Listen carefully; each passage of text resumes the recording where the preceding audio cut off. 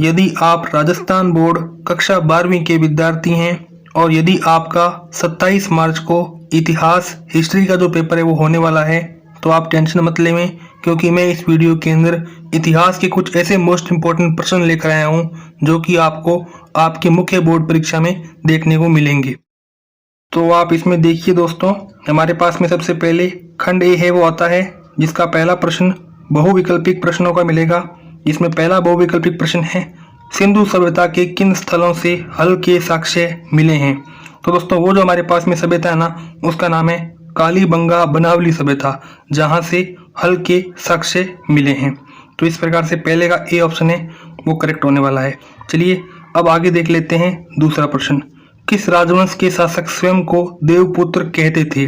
तो दोस्तों वो जो हमारे पास में शासक है ना, उनका नाम है कुषाण राजवंश के शासक। कुषाण राजवंश के जो राजा हैं वो कनिष्क प्रथम ने स्वयं को देवपुत्र की उपाधि से नवाजा था, ये आपको पता होना चाहिए। दूसरे का क्या हो जाएगा, ए ऑप्शन करेक्ट हो जाएगा।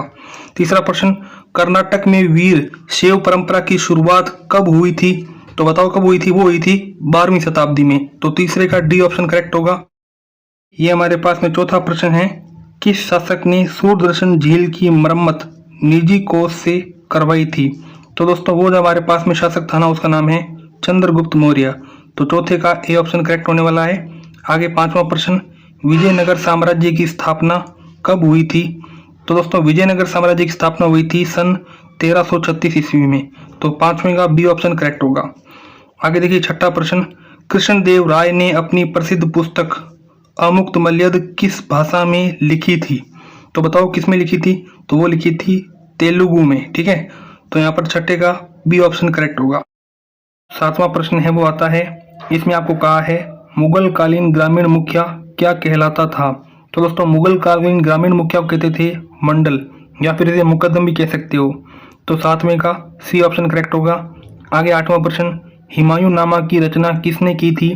तो दोस्तों वो यहाँ पर की थी गुलबदन बेगम ने। तो आठवें का डी ऑप्शन करेक्ट होगा। नौवां प्रश्न देखिए, 1857 के आंदोलन के समय भारत के गवर्नर जनरल कौन थे। तो दोस्तों वो थे लॉर्ड कैनिंग। तो यहाँ पर नौवें का ए ऑप्शन करेक्ट होगा। 10वां प्रश्न है, निम्न में से किस नेता को सीमांत गांधी कहा जाता था। तो दोस्तों वो थे अब्दुल गफ्फार खान। तो 10वें का बी ऑप्शन करेक्ट होगा। 11वां प्रश्न आता है, संविधान सभा की प्रथम बैठक कब हुई थी। बी ऑप्शन में 9 दिसंबर 1946। आगे 12वां प्रश्न है, इसमें आपको बताना है भारत के संवैधानिक सलाहकार कौन थे। तो दोस्तों वो थे वीएन राव। तो यहाँ पर 12वें का सी ऑप्शन करेक्ट होगा। आगे दूसरा प्रश्न, रिक्त स्थानों की पूर्ति कीजिए।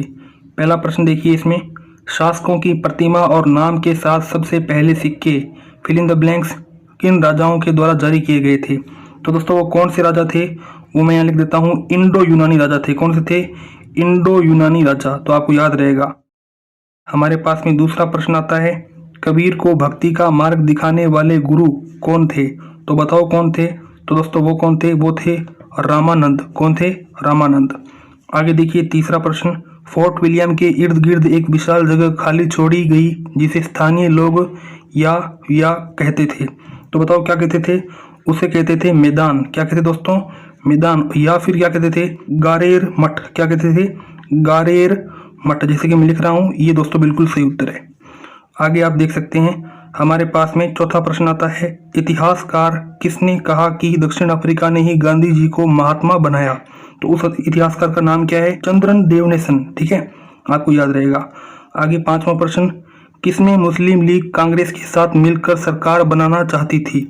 तो बताओ भाई कब बनाना चाहती थी, 1916 में। ठीक है, हमारे पास में अब इस पेपर का तीसरा प्रश्न आता है, जिसमें आपको अतिलघुत्रात्मक प्रश्न मिलेंगे।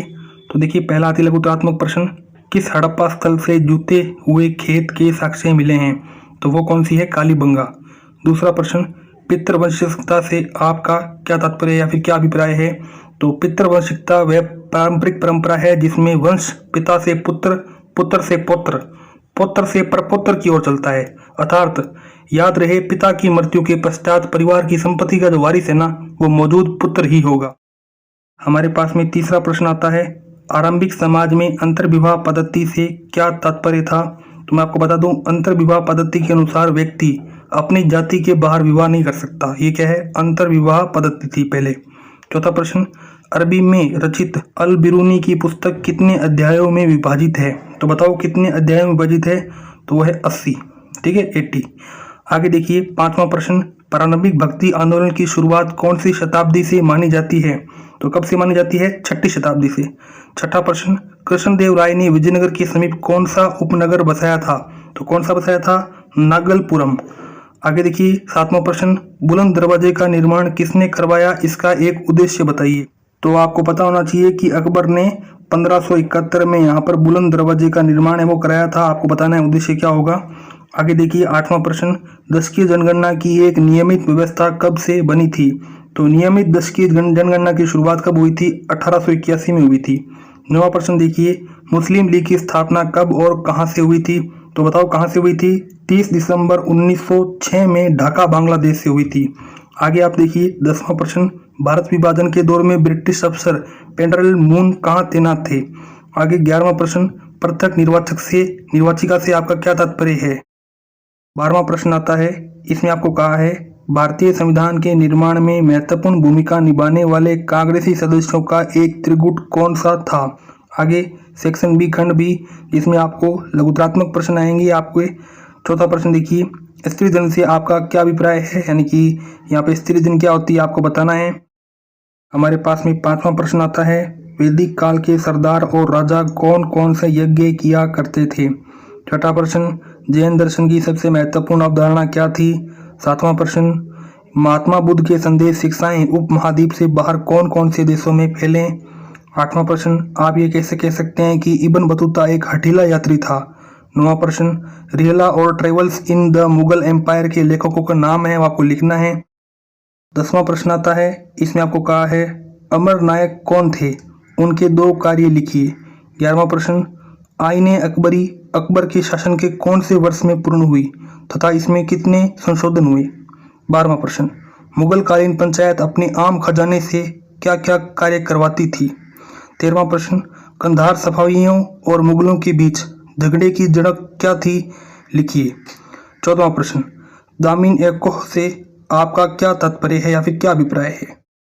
हमारे पास में 15वां प्रश्न आता है, दक्कन दंगा आयोग तथा उसकी रिपोर्ट पर एक संक्षिप्त टिप्पणी है वो आपको लिखनी है। 16वां प्रश्न, विभाजन के दौरान कानून व्यवस्था का नाश हुआ, कोई 2 तर्क लिखिए। आगे देखिए हमारे पास में खंड स आता है जिसमें दीर्घ उत्तरात्मक प्रश्न मिलेंगे। 17वां प्रश्न, 16 महान जनपदों के प्रमुख विशेषताएं लिखिए। 18वां, गुरु नानक के मुख्य उपदेश कौन कौन से हैं? इन उपदेशों का किस प्रकार संप्रेषण हुआ? 19वां, अवध का ब्रिटिश साम्राज्य में विलय कब किया गया? इसमें अंग्रेजों की रुचि के क्या कारण थे? 20वां प्रश्न, हिल स्टेशन औपनिवेशिक साम्राज्य के लिए किस प्रकार महत्वपूर्ण थे? आगे खंड 2 आता है जिसमें आपको निबंधात्मक प्रश्न मिलेंगे। 21वां प्रश्न, हड़प्पा सभ्यता की लिपि और मुहरों पर संक्षिप्त टिप्पणी लिखिए। अथवा वाला देखिए, हड़प्पा सभ्यता के विनाश के प्रमुख कारण लिखिए। तो दोस्तों ये हमारे पास में क्वेश्चंस रहने वाले हैं। आगे आप देख सकते हैं 22वां प्रश्न, असहयोग आंदोलन की सविस्तार व्याख्या कीजिए। अथवा में देखिए, भारत छोड़ो आंदोलन सही मायने में एक जन आंदोलन था, व्याख्या कीजिए। 23वां प्रश्न दोस्तों आपको मैप का मिलेगा। भारत के रेखा मानचित्र में निम्नलिखित ऐतिहासिक स्थलों को अंकित कीजिए। पहला पाटलिपुत्र, दूसरा राखीगढ़ी, तीसरा मुंबई, चौथा मद्रास, 5वां झांसी। और साथ ही इसके अथवा में भी आपको मिलेगा, पहला वाराणसी, दूसरा लोथल, तीसरा सूरत और सूरत के आगे क्या है? दिल्ली और सतारा।